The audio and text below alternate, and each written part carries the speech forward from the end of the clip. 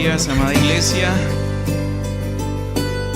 Un saludo para todos los hermanos que no tuve la oportunidad de saludar ahorita al principio. Doy gracias a Dios por permitirme estar acá nuevamente con ustedes, extrañándolos mucho, aunque algunos no me crean, pero los extraño mucho. Les invito por favor que vayamos a la palabra de Dios. Primera carta del apóstol Pablo a los tesalonicenses. Ya estamos terminando esta primera carta, hermosa carta, como toda la escritura.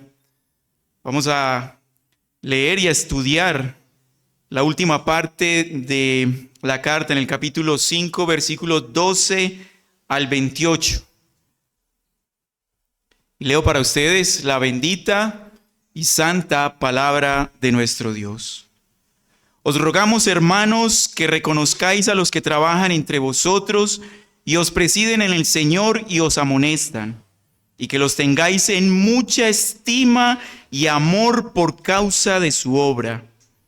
Tened paz entre vosotros. También os rogamos, hermanos, que amonestéis a los ociosos, que alentéis a los de poco ánimo, que sostengáis a los débiles, que seáis pacientes para con todos. Mirad que ninguno pague a otro mal por mal. Antes, seguid siempre lo bueno, unos para con otros y para con todos. Estad siempre gozosos, orad sin cesar, dar gracias en todo, porque esta es la voluntad de Dios para con vosotros en Cristo Jesús. No apaguéis al Espíritu, no menospreciéis las profecías. Examinadlo todo, retened lo bueno, absteneos de toda especie de mal. Y el mismo Dios de paz os santifique por completo, y todo vuestro ser, espíritu, alma y cuerpo sea guardado irreprensible para la venida de nuestro Señor Jesucristo. Fiel es Él que os llama, el cual también lo hará. Hermanos, orad por nosotros. Saludad a todos los hermanos con ósculo santo. Os conjuro por el Señor que esta carta se lea a todos los santos hermanos. La gracia de nuestro Señor Jesucristo sea con vosotros. Amén. Estamos llegando al final de la exposición de esta primera carta del apóstol Pablo y sus colaboradores misioneros a la joven iglesia de Tesalónica. Una iglesia de la cual hemos aprendido muchas cosas, en especial su firmeza en la fe en medio de las persecuciones. Eso es lo que leímos y estudiamos en el capítulo 1, versículos 6 y 7. Y vosotros vinisteis a ser imitadores de nosotros y del Señor, recibiendo la palabra en medio de gran tribulación, con gozo del Espíritu Santo, de tal manera que habéis sido ejemplo a todos los de Macedonia y de Acaya que han creído. Una iglesia joven en el Evangelio, una iglesia recién plantada que ahora sirve de ejemplo para otras iglesias incluso mucho más adultas o maduras que ellos mismos. Ese fue el reporte que el hermano Timoteo le entrega al apóstol Pablo y al resto de los misioneros. Y ese reporte del de Timoteo sirvió para ellos de ánimo y de aliento. Dice el capítulo 3, versículos 6 y 8. Pero cuando Timoteo volvió de vosotros a nosotros, y nos dio buenas noticias de vuestra fe y amor, y que siempre nos recordáis con cariño, deseando vernos como también nosotros a vosotros. Por ello, hermanos, en medio de toda nuestra necesidad y aflicción, fuimos consolados de vosotros, por medio de la fe que ahora vivimos, si vosotros estáis firmes en el Señor. Hermanos, y es que no hay algo más grande o algo que aporte mayor alegría al corazón de un misionero que ver cómo su labor da frutos. Y no es tanto pensando en el crecimiento numérico, sino en el crecimiento espiritual. Lo más importante para cualquier ministro o para cualquier misionero es que las iglesias jóvenes, las iglesias que se plantan, permanezcan en la fe y en el amor. Sin embargo, esta iglesia, como el resto de las iglesias locales de este lado del reino, no es perfecta. Repito, hermanos, esta iglesia de Tesalónica, por muy madura, por mucho ejemplo para las otras iglesias, esta iglesia no era perfecta. Como no hay iglesia perfecta en este mundo. Tanto ellos como todas las iglesias locales necesitan ser confrontadas, pero a la vez también ser animadas a buscar la santidad y la paz entre los hermanos. La iglesia no la podemos ver como un organismo vivo únicamente. La iglesia también es una institución organizacional. Y es en ese aspecto en el que se concentra Pablo en esta parte final de la carta, en esos aspectos organizacionales, aspectos que deben ser revisados constantemente para verificar que los fundamentos y los miembros permanezcan firmes en la fe. El tema de nuestro pasaje en esta mañana es el ruego de los ministros de Dios por el buen comportamiento dentro de la iglesia de Cristo. Deberes congregacionales para proporcionar la paz entre todos. Repito el tema. El ruego, la súplica de los ministros de Dios por el buen comportamiento dentro de la iglesia de Cristo, que debe llevar a cumplir con unos deberes congregacionales para propiciar la paz entre todos. El título que le he dado a la enseñanza es Ruegos y bendiciones finales. Y lo vamos a desarrollar en 4 encabezados. 4 encabezados vamos a estudiar estos versículos. El primero de ellos es ruego por los oficiales de la iglesia. Recuerden el tema, mis hermanos. Ellos están suplicando a la iglesia y suplicando a Dios por el crecimiento en la iglesia. Y ese crecimiento espiritual de la iglesia se ve reflejado en el comportamiento. Lo primero que el apóstol ruega es por los oficiales de la iglesia, versículos 12 y 13. En segundo lugar, vamos a ver el ruego por las debilidades dentro de la iglesia. En tercer lugar, el ruego por el crecimiento espiritual, versículos 16 al 22.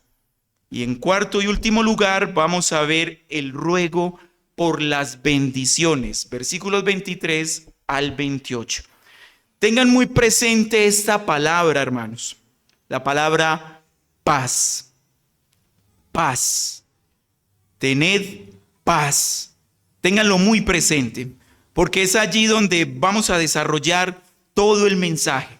Es hacia allá, hacia donde está apuntando esta parte final de la carta, la paz entre la iglesia y la paz entre el creyente y Dios.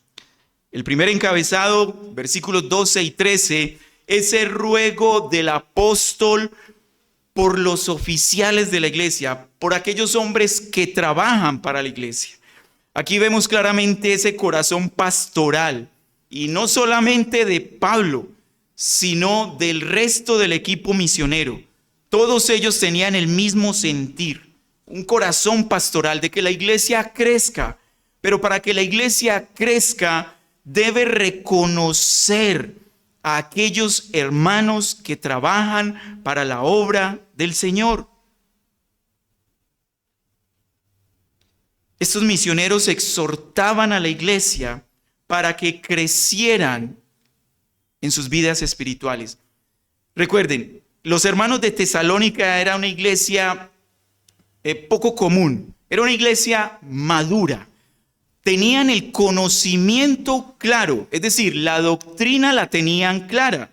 Lo vemos en el capítulo 4, versículo 1. Por lo demás, hermanos, os rogamos y exhortamos en el Señor Jesús que de la manera que aprendisteis de nosotros, como os conviene conduciros y agradar a Dios, así abundéis más y más, porque ya sabéis qué instrucciones os dimos por el Señor Jesús.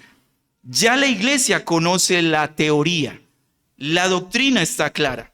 Esto es lo que en la práctica, o más bien en los términos teológicos, conocemos como ortodoxia. La ortodoxia es la correcta enseñanza o la correcta doctrina.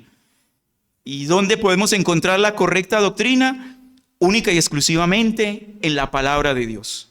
Estos hermanos de Tesalónica tenían la correcta doctrina, pero la correcta doctrina no es suficiente. Es indispensable una correcta acción y un correcto sentimiento. El Señor no deja nada suelto.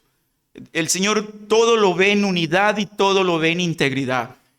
Conocimiento separado del actuar o del comportamiento y separado de las emociones no sirve.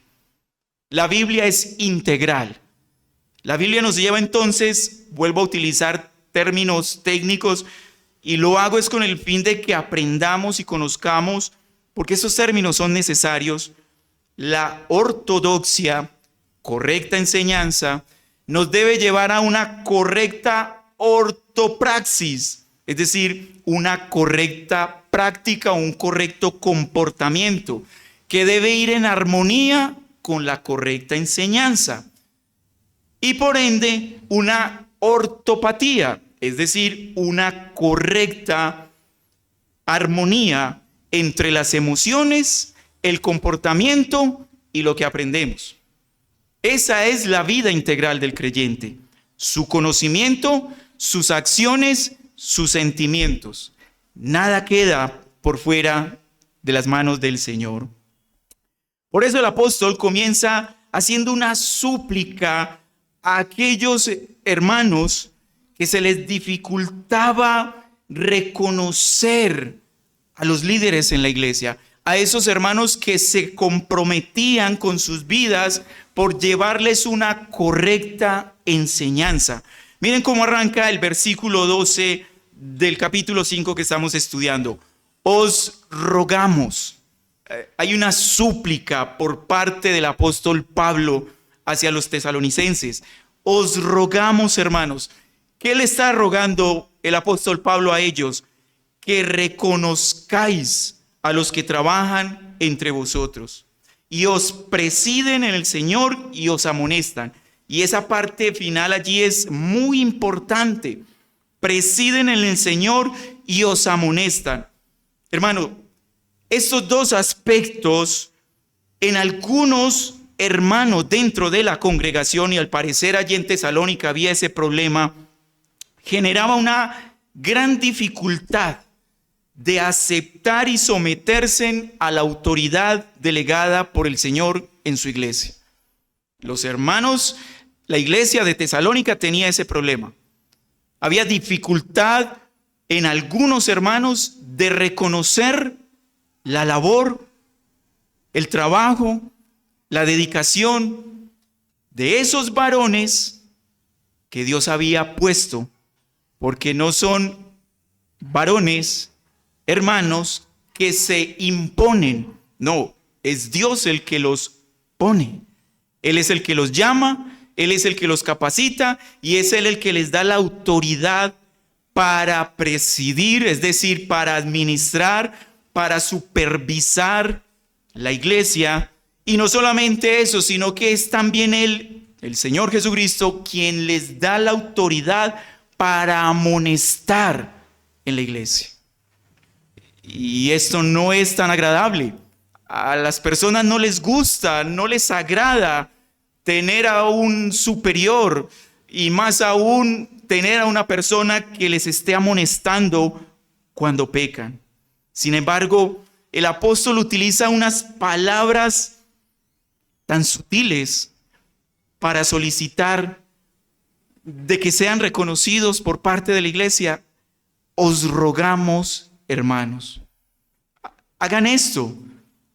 Y mayor aún porque es que esto es beneficio para ustedes. Amados, así como el gozo, lo que llena de gozo en el corazón para el misionero es ver que la iglesia crece en fe y en amor, no hay algo que entristezca más el corazón de un misionero que no ser reconocido por su iglesia, que ser despreciado por su iglesia, que no reconozcan su trabajo, su entrega, su preocupación por la vida y la salud espiritual de la iglesia. Eso afecta el corazón del misionero o de cualquier ministro de Dios. Por eso el apóstol termina en el versículo 13 diciendo que los tengáis en mucha estima y amor por causa de su obra. Es que no es tanto por lo que ellos son, aunque eso también debería importar. No es tanto por su carisma o por su carácter, aunque el carácter importa. Mayor aún es por la obra, lo que ellos están haciendo, en favor de quién y para la gloria de quién. Ese tipo de hermanos deben ser tenidos en mucha estima, nos dice el versículo 13, primera parte, y amor por causa de su obra. El mismo apóstol Pablo fue beneficiado de ese tipo de hermanos que se preocupan por la obra y se preocupan por los hermanos. Primera carta a los Corintios, capítulo 16, versículos 17 y 18 dice: me regocijo con la venida de Estéfanas. El apóstol es el que está hablando allí y está reconociendo a estos varones que trabajan para la obra. Me regocijo con la venida de Estéfanas y de Furtano y de Acaico, pues ellos han suplido vuestra ausencia, porque confortaron mi espíritu y el vuestro. Reconoced pues a tales personas. Hermanos que no son muy nombrados en las Escrituras y sin embargo Pablo les da su honor, los reconoce, les da su reconocimiento porque estaban atentos y pendientes en la obra del Señor. Y cuando eso ocurre, hermanos, cuando como iglesia reconocemos a aquellos varones que se esmeran por el crecimiento de la iglesia, la paz está asegurada. Amados, no hay nada más delicado en una iglesia local que provoque la división, que provoque la discordia, que este punto, cuando no se reconoce a los líderes o a los ministros o oficiales de Dios y cuando no se les valora. Ese punto es crucial para el buen desarrollo de la paz, la fraternidad dentro de la iglesia. El tener por baja estima a estos varones va a fomentar la división y las guerras dentro de la iglesia. Por eso el versículo 13 termina diciendo: tened paz entre vosotros. Al reconocer a estos varones, la paz tiene sus bases firmes para que ella continúe dando sus frutos. Ahora, no solamente el ruego viene a ser hacia los oficiales o a estos hermanos que trabajan. El ruego de Pablo se extiende un poco más y ya va a la congregación en general. Y hay debilidades dentro de la iglesia. Repito, no es una iglesia perfecta. Es una iglesia que necesita ser confrontada, ser animada y ser educada. Por eso nuestro segundo encabezado se enfoca allí a ese ruego del apóstol Pablo por las debilidades de la iglesia. Y él aquí lo divide en tres grupos. Hay tres grupos dentro de la iglesia de Tesalónica y creo que es los mismos grupos en toda la iglesia en general. Tres grupos de personas que necesitan una atención especial. Los ociosos es el primer grupo. Los de poco ánimo y los débiles. tres grupos de hermanos que están en la iglesia: los ociosos, los de poco ánimo y los débiles. Este primer grupo contrasta con los líderes y con estos hermanos que se esfuerzan y trabajan por la iglesia. Los ociosos son perezosos. También os rogamos, dice el versículo 14, también os rogamos, hermanos, que amonestéis a los ociosos. Aquí ya la cosa se pone un poco más tensa. Es indispensable amonestar a los ociosos. Es indispensable amonestarlo. Esta parte o este tema de la ociosidad se verá con mayor desarrollo, va a tener un mayor desarrollo en la segunda carta, en el capítulo 3, versículo 6 en adelante. Por eso no voy a profundizar mucho allí con este grupo de hermanos. Sin embargo, no quiero dejar de definir lo que significa la palabra ocioso. El grupo de personas que deben ser amonestados. La palabra ocioso, y en la segunda carta a los Tesalonicenses, capítulo 3, 6, 7, es comparada. Se compara, o Pablo lo compara, con aquellas personas que caminan o viven, escuchen bien, desordenadamente. Desordenadamente. Un ocioso es el que camina o vive desordenadamente.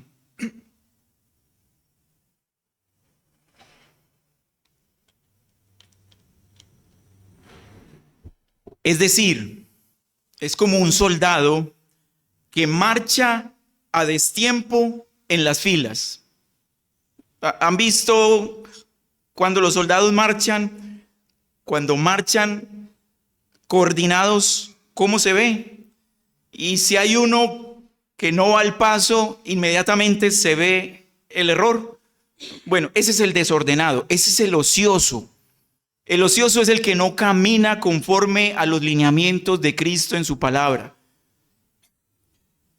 El diccionario de la Real Academia Española lo define este adjetivo para la persona desocupada, que no hace nada o carece de obligación para cumplir.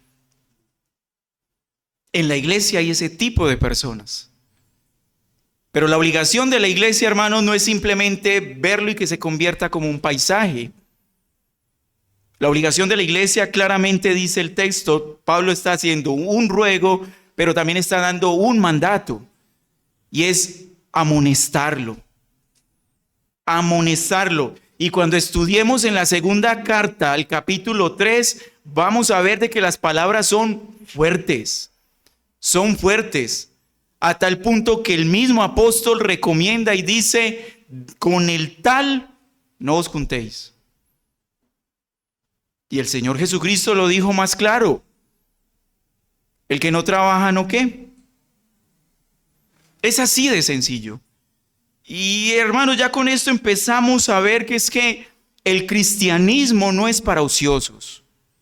La madurez espiritual no va de la mano del ocioso, del que es ocioso, del desocupado. Todos estamos en actividad. O sea, dentro de la iglesia o fuera de la iglesia, pero a beneficio de la iglesia.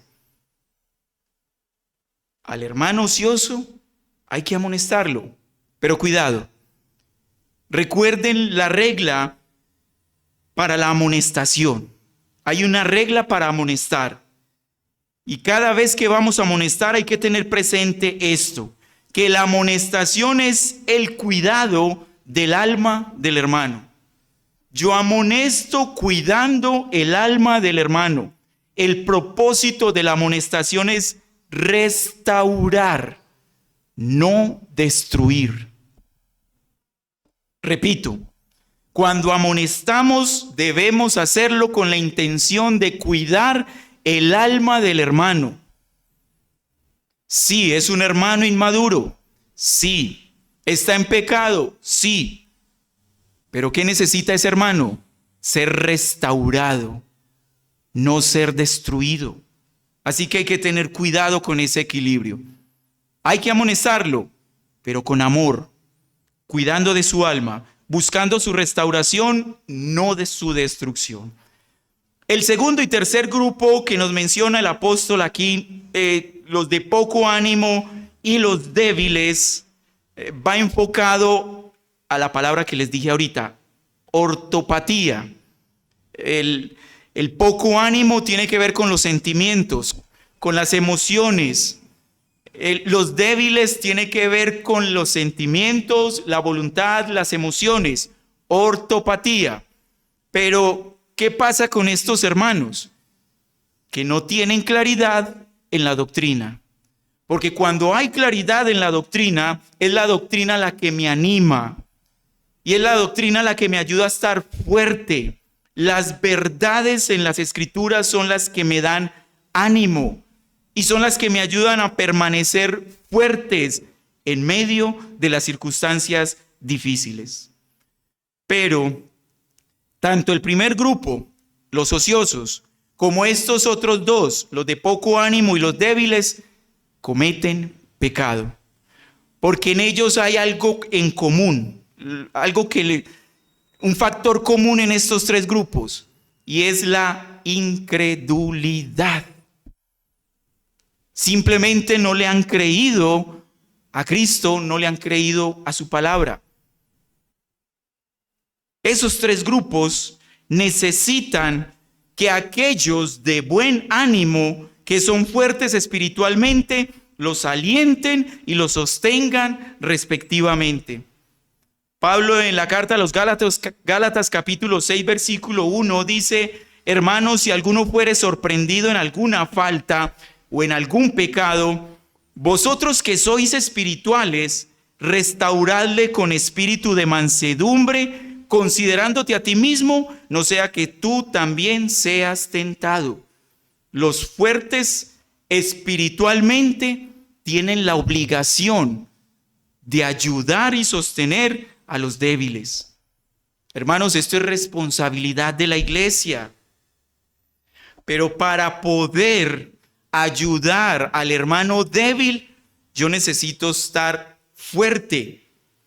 Y esto de la fortaleza no es tanto demostrarme como con una coraza de que a mí no me pasa nada. No, está más bien enfocado en una virtud muy importante que el creyente debe desarrollar, y es la paciencia. El creyente que es espiritual, que es fuerte a nivel espiritual, es porque ha desarrollado no mucho conocimiento teológico, no mucha capacidad para aconsejar, la virtud clave es la paciencia. Es la paciencia. Es lo que termina diciendo el versículo 14, que seáis pacientes con todos. Pacientes con todos. Y aquí hay un punto para tener muy en cuenta, mis hermanos. De pronto esto va a sonar un poco duro, pero es lo que el pasaje nos muestra y es la realidad de nuestras vidas. Ten presente esto que te voy a decir. Si la virtud de la paciencia no está desarrollada en tu vida, es una evidencia de que aún te falta crecer en la espiritualidad. La paciencia es la evidencia de que has crecido en espiritualidad. Si la paciencia no está en tu vida, no eres tan maduro como te crees. Por lo tanto, procura no amonestar mucho. Mejor, recibe toda amonestación a favor de tu crecimiento y de parte de Dios. Aquellos que han desarrollado la virtud de la paciencia están capacitados para amonestar. Y es que lo uno va de la mano con lo otro. Si yo no soy paciente, yo no voy a aplicar la norma de la amonestación. Porque, hermanos, amonestar no es tan sencillo. Y mucho menos ser amonestado. Se requiere paciencia. Porque tú vas a amonestar hoy y seguramente mañana vas a tener que volver a amonestar por lo mismo al mismo hermano. Y eso requiere de paciencia. requiere de que en tu corazón esté el deseo de tener paz entre vosotros. Paz entre vosotros. Y eso va de la mano con el versículo 15. Mirad que ninguno pague a otro mal por mal. Antes seguid siempre lo bueno unos para con otros y para con todos. La paciencia me lleva entonces a ver en el hermano su bienestar. No a desearle el mal, sino a desearle que esté bien. Porque lo estamos viendo que está mal. Yo quiero que esté bien. Eso requiere de paciencia, paciencia, paciencia y humildad para que la paz entre todos verdaderamente crezcan. Todas estas actitudes y comportamientos de reconocer a los que trabajan por la obra, de amonestar a los perezosos, de ayudar a los más débiles y preocuparse por el bienestar y no el mal de los otros, en aras de la unidad y de la paz entre todos, son la base entonces, mis hermanos, para un verdadero crecimiento espiritual a nivel personal y en la iglesia. Vamos, me llevan el hilo de lo importante de todos estos elementos, el reconocimiento de los hermanos que trabajan para la obra, la capacidad de amonestar, de ver y amonestar a aquellos ociosos que no trabajan para la obra, ni siquiera para ellos mismos, la necesidad y la obligación de ayudar al hermano débil. Cuando en una iglesia carecen estos elementos, el crecimiento espiritual es poco. Es poco. Y eso es lo que el apóstol Pablo quiere que los hermanos en Tesalónica desarrollen. Van muy bien, es el mensaje. Ustedes van muy bien. Tienen la doctrina clara, pero necesitan un comportamiento coherente con esa doctrina. Lo uno es complemento de lo otro. Y por eso nuestro tercer encabezado es ese ruego por el crecimiento espiritual. Y aquí se divide en dos aspectos. Hay dos aspectos. Un crecimiento en la relación directa con Dios y un crecimiento en la relación hacia Dios, Espíritu Santo. Miren lo que dice el versículo 16. Estad siempre gozosos. Y es que no puede haber gozo, hermanos, si nuestra relación con Dios no está bien. Si hay pecado en tu vida y quieres aparentar gozo, es solo una fachada. No hay gozo sin santidad.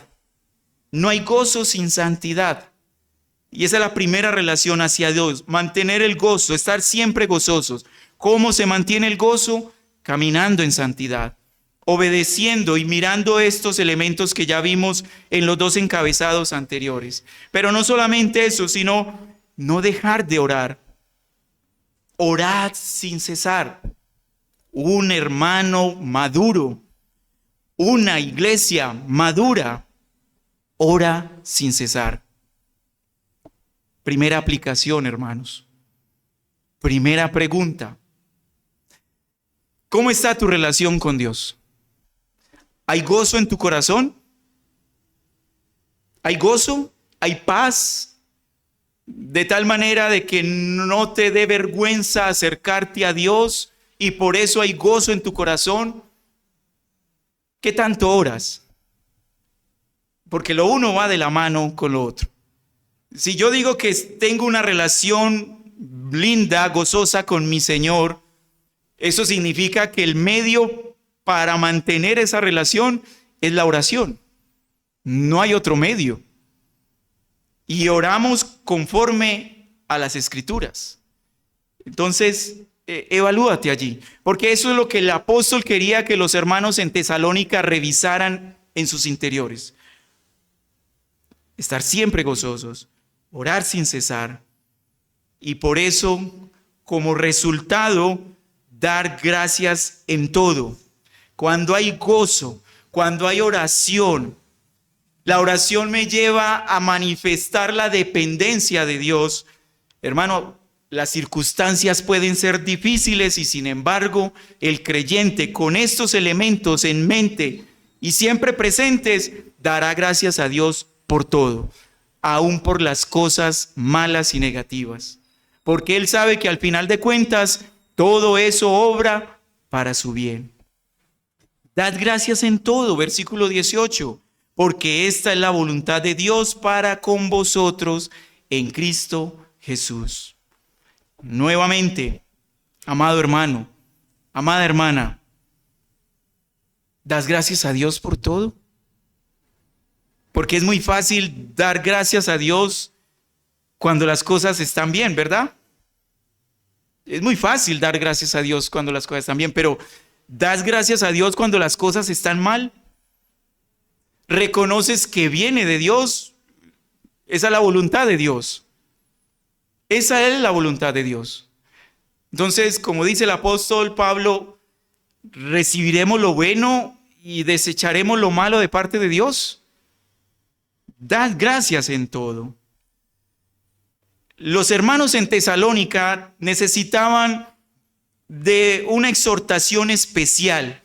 Lo que continúa en el versículo 19 y 20 no aplica para todas las iglesias. Quiero aclarar eso antes de continuar. Y es mantener esa relación de esta forma con el Espíritu Santo. Mire el 19. No apaguéis al Espíritu. Versículo 20. No menospreciéis las profecías. En este entonces, el canon, el Nuevo Testamento no estaba cerrado. Las Escrituras, la Biblia como la conocemos ahora, no estaba completa, la revelación no había terminado, la revelación especial por parte de Dios. En este momento de la iglesia de Tesalónica necesitaban de las profecías, necesitaban de los profetas. ¿Y por qué hago esta aclaración? Porque esto es algo particular para ellos.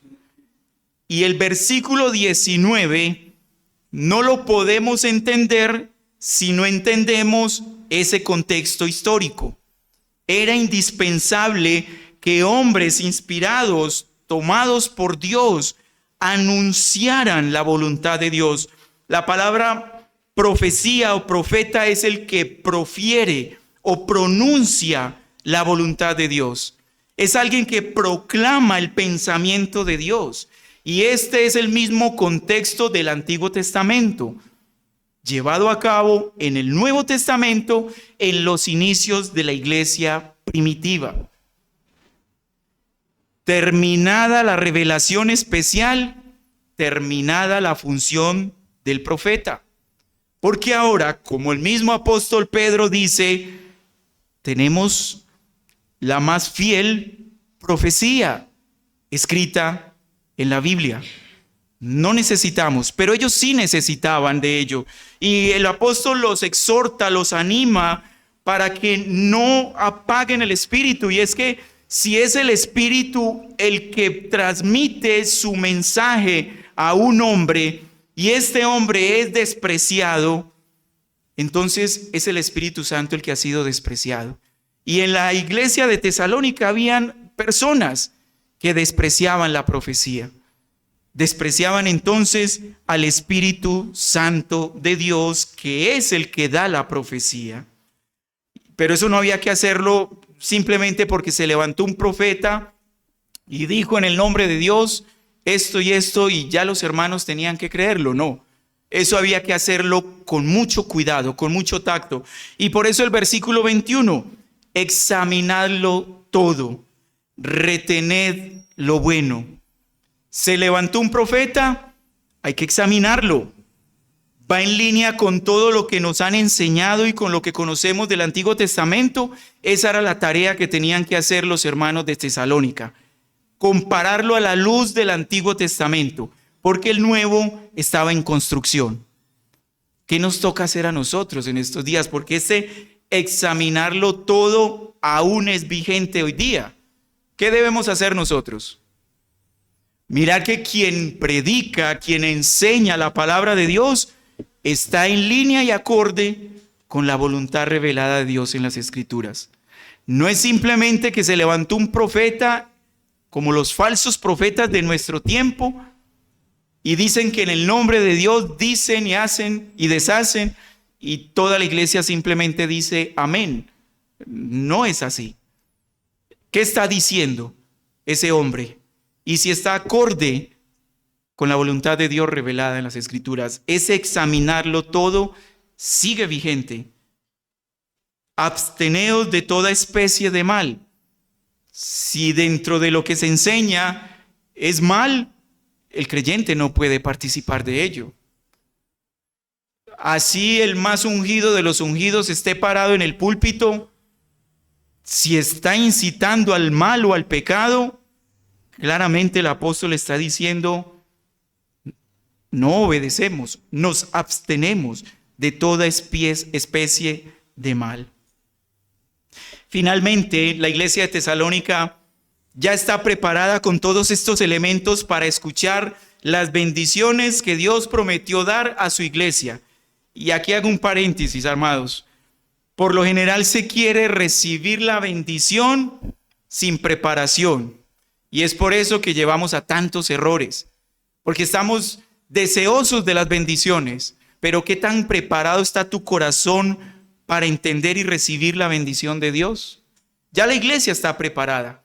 Ya el apóstol Pablo exhortó y hizo ruegos para cambiar o más bien perfeccionar el comportamiento de la iglesia que en ese momento llevaba. Y miren cómo cambia la forma. El ruego en los primeros versículos del 12 al 22 eran ruegos hacia la iglesia. Que más que ruegos eran ordenanzas o mandatos. Pero ahora, a partir del versículo 23, ya el ruego se dirige hacia Dios. Se convierte en una petición. Pablo dice, y el mismo, versículo 23, y el mismo Dios de paz os santifique por completo, y todo vuestro ser, espíritu, alma y cuerpo, sea guardado irreprensible para la venida de nuestro Señor Jesucristo. Tremendo texto este, hermanos. Este versículo es algo poderoso, porque esta es la conclusión a la que Pablo quería llegar con todos los elementos anteriores. Sin esta conclusión, la iglesia simplemente quedaría como una iglesia moralista, haciendo cosas buenas, esforzándose por su buen comportamiento. Pero recuerden que ese no es el propósito de la iglesia. Nuestro propósito es la gloria de Dios. Y es Dios mismo el que se encargará de hacer todo en su iglesia.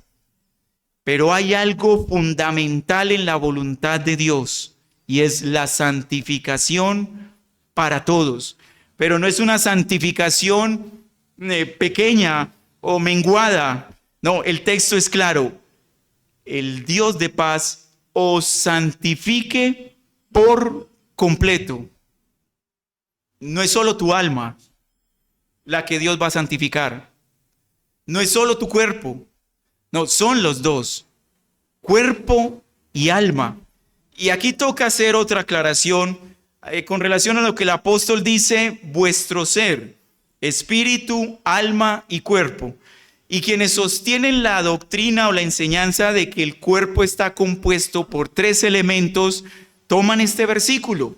Y eso no es lo que el apóstol está diciendo aquí. No hay 3 elementos de composición en el ser humano. El ser humano está compuesto por una parte material y por otra parte inmaterial. ¿Cuál es la material? Nuestro cuerpo. ¿Cuál es la inmaterial? Pues el alma, el espíritu, los pensamientos, la voluntad. ¿Quién ha visto el espíritu del hermano Mateo? ¿Cierto que no? Ni de la hermana, ninguno ha visto el espíritu. Es más, ¿quién ha visto el Espíritu Santo? No lo podemos ver, porque es espíritu, es invisible, pero es real. El cuerpo humano está conformado por un cuerpo material y una parte inmaterial. Y dentro de lo inmaterial, entonces el apóstol está llevando a que entendamos que es todo nuestro ser lo que el Dios va a santificar. Y eso incluye lo material y lo inmaterial.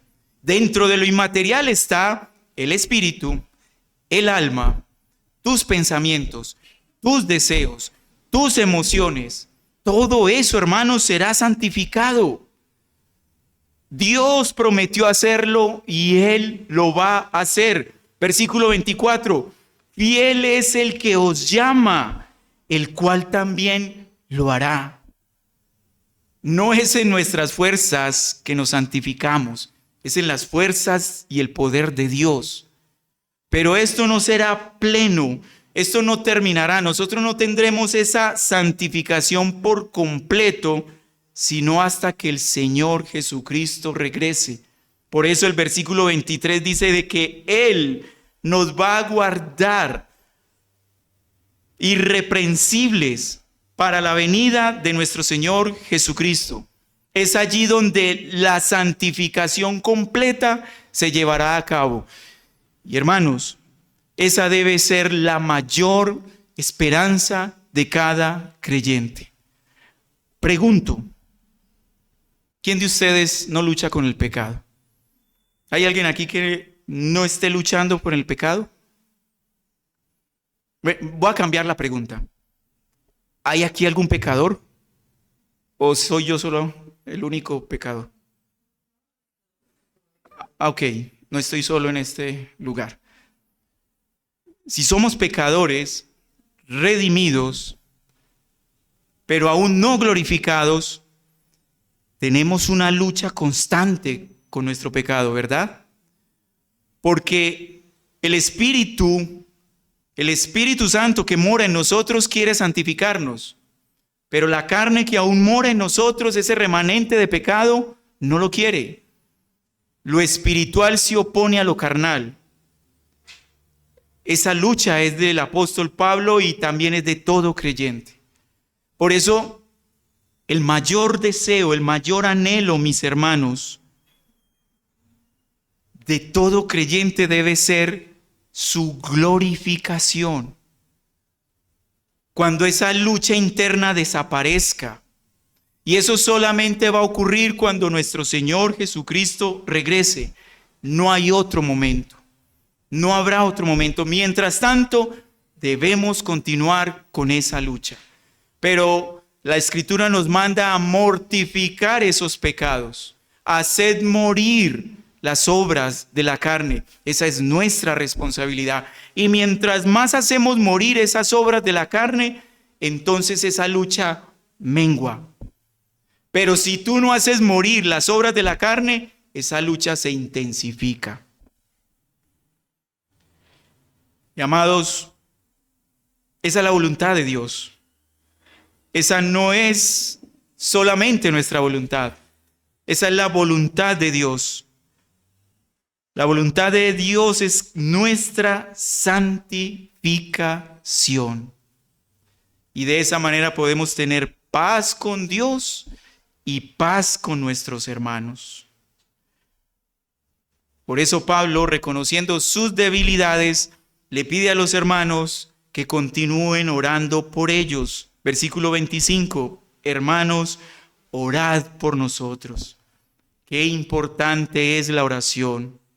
Versículo 26, saludad a todos los hermanos con ósculo santo. Qué importante es la fraternidad entre los hermanos. Esa cercanía, ese beso santo, eso es lo que significa la palabra ósculo, un beso santo. Y aquí yo creo que no es necesario dar explicaciones del tipo de beso. Es un beso de fraternidad, es un beso sin malicia, es un beso sin pecaminosidad. Pero ese beso, esa expresión de amor y de afecto es importante dentro de la iglesia.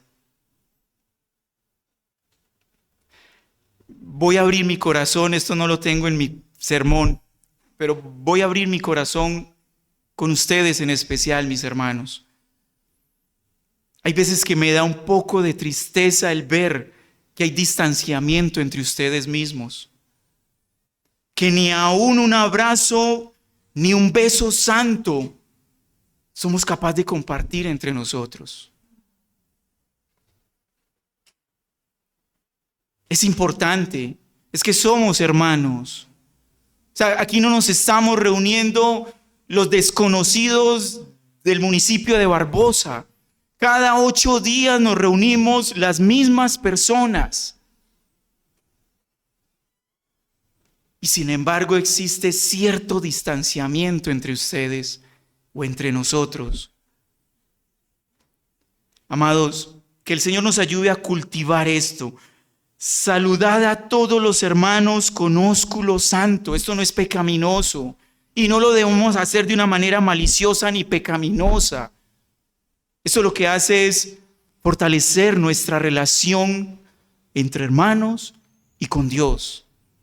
Fraternidad, fraternidad. Versículo 27, os conjuro por el Señor que esta carta se lea a todos los santos hermanos. Qué importante la unidad en el cuerpo universal de Cristo. Estas son cartas que no solamente la leyeron los hermanos en Tesalónica, sino que la leyeron otras iglesias a su alrededor, y hoy estamos cumpliendo esta exhortación del apóstol Pablo, leyéndola en la iglesia local, la gracia de Dios, Barbosa. Hoy estamos cumpliendo con ese deseo del apóstol Pablo, de que sea leída para la edificación de todos nosotros. Hermanos, muchos elementos, ¿verdad? Muchos elementos en este texto. Muchas obligaciones, muchos mandatos, ¿cierto? ¿Verdad? ¿Cómo es posible entonces hacer y creer todo esto? En nuestras fuerzas, imposible. En nuestras fuerzas, imposible. Por eso es que solo por la gracia de nuestro Señor Jesucristo lo podemos hacer. Versículo 28, la gracia de nuestro Señor Jesucristo sea con vosotros. Amén. Solo en Cristo lo podemos lograr. No en nuestras fuerzas, solo en Él y para la gloria de Él. Termino con estas cortas aplicaciones. Venimos estudiando la confesión de fe en la escuela bíblica domingo tras domingo. Ya se estudió el capítulo 26 que nos habla acerca de la eclesiología. Mis hermanos, ese capítulo 26, gran parte de sus argumentos están sustentados por lo que acabamos hoy de estudiar. La confrontación, la exhortación entre los hermanos tiene que ver con algo que se conoce como la disciplina eclesiástica. Y la disciplina eclesiástica no es solo responsabilidad de los pastores o líderes. La disciplina también es responsabilidad de la iglesia. Mateo capítulo 18, que es el texto que habla acerca de la disciplina eclesiástica, en su primera instancia manda que los problemas y los pecados particulares deben ser tratados entre hermano y hermano. Si tu hermano peca contra ti, ve y repréndele. Ve y exhórtalo en amor para su edificación, no para su destrucción. Eso hace parte de la iglesia. La iglesia es responsable de ello, mis hermanos. La iglesia es responsable de la santidad de la iglesia. Y ¿saben qué es lo que ocurre? Lo que vemos constantemente es que si yo no me preocupo por mi propia santidad, tampoco me va a importar la santidad del resto de la iglesia. Todo inicia en la preocupación personal por la santidad. Hermano, la voluntad de Dios es vuestra santificación. ¿Cuánto te preocupas por tu santidad, mi hermano? Mi hermana, ¿te preocupas por la santidad, tu santidad? Porque de lo contrario entonces no va a haber preocupación por la santidad del resto de la iglesia. Y cuando llegan hermanos encargados, responsables ante Dios por vuestra santificación, y los exhortan, entonces este hermano se está metiendo en mi vida, este hermano está diciendo lo que no le importa, Es que aquí son unos legalistas. No, mi hermano. Todos debemos estar en línea, preocupados por nuestra santidad y por la santidad de la iglesia. Es que tú haces parte de la iglesia de Cristo, su novia, la cual Él está preparando para las bodas. Y cuando Él venga como el novio, lo que no es santo lo quitará. Porque su novia deberá ser santa y pura para estar con Él. El creyente maduro tiene la mirada en el futuro, pero con los pies puestos en el presente. Si descuida el uno o el otro, tendrás serios problemas. Y por eso tu preocupación, si tu preocupación es el futuro, la venida del Señor Jesucristo, tu preocupación debe ser tu santidad, mi hermano. Un creyente maduro hace eso. Amigos, este texto, si hay alguna persona acá que no conoce a Cristo, mi amigo, mi amiga, este texto es enfocado a la iglesia, única y exclusivamente para la iglesia. Sin embargo, no puedo terminar sin hacerte un llamado de atención. Yo me imagino que en tu mente, con todo lo que hemos estudiado, hemos visto acerca de la segunda venida del Señor Jesucristo, la santidad y todas estas cosas, tú debes estar pensando en este momento, mi amigo, mi amiga, jóvenes que están aquí, jóvenes incrédulos, muchos de ustedes que vienen porque sus padres los traen obligados. Permíteme, yo te digo lo siguiente. Mira, yo no soy quien para cambiar tu forma de pensar. Y tu forma de pensar en este momento muy seguramente está diciendo, estos son mitos, eso de la segunda venida del Señor Jesucristo, eso es una película de Hollywood, eso es un cuento.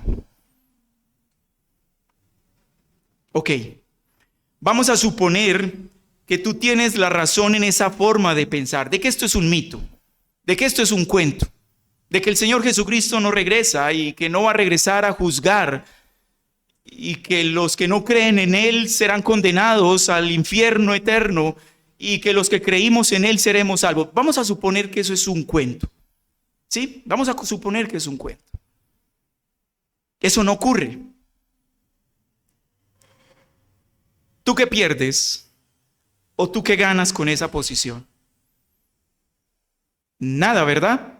Porque al final de cuentas vas a morir y todo esto termina. Tu vida termina y como esto es un mito, ni pierdes ni ganas nada. Nosotros tampoco perdemos ni ganamos nada. Si eso fuera un mito. Porque al final de cuentas, tanto tú como nosotros hacemos nuestra voluntad. Hacemos lo que queremos y nos gozamos en ello. Tú te gozas en tu pecado, nosotros nos gozamos en nuestra santidad. Y si esto es un mito, ninguno pierde ni ninguno gana. Pero, ¿y qué si esto es verdad? ¿Y qué si el Señor Jesucristo regresa por segunda vez a juzgar y que todos aquellos que rechazaron su llamado serán enviados al infierno, al castigo eterno? ¿Quién tiene que perder? ¿Quién pierde allí? Indiscutiblemente pierdes tú, por la dureza de tu corazón, por rechazar a Jesucristo como Señor y tu Salvador, y por decir de que esto es un mito, un cuento y nada más. Tú sí tienes que perder, mi hermano. Nosotros no tenemos que perder. Para nosotros todo es ganancia, pero para ti, si continúas en esa posición, tienes la pérdida más grande de tu vida, tu alma en el infierno. Yo te invito hoy, mi amigo, mi amiga, joven, hermano, que estás aquí, inmaduro, inconstante, ocioso, débil. Yo te invito a poner la confianza solo en Cristo, tanto para tu salvación como para tu santificación. Que el Señor nos ayude con ello. Padre, gracias te damos por tu palabra. Te suplicamos en esta mañana de que tengas misericordia de todos nosotros. Nos ayudes a crecer en nuestra vida espiritual, en santidad, en consagración a ti, vivir para tu gloria, Padre eterno. Para los que ya te conocemos, Señor, te suplicamos que nos ayudes. Para los que no te conocen, Padre, ten misericordia de ellos y usa esta palabra con poder para quebrantar sus corazones y traerlos a la verdad. No es la verdad de ellos, es tu verdad la que los hará libre. En eso creemos y por eso a ti suplicamos, al Dios de la salvación. Ayúdanos, Señor, a todos, porque todos necesitamos de ti. En el nombre de Cristo Jesús te lo pedimos. Amén y amén.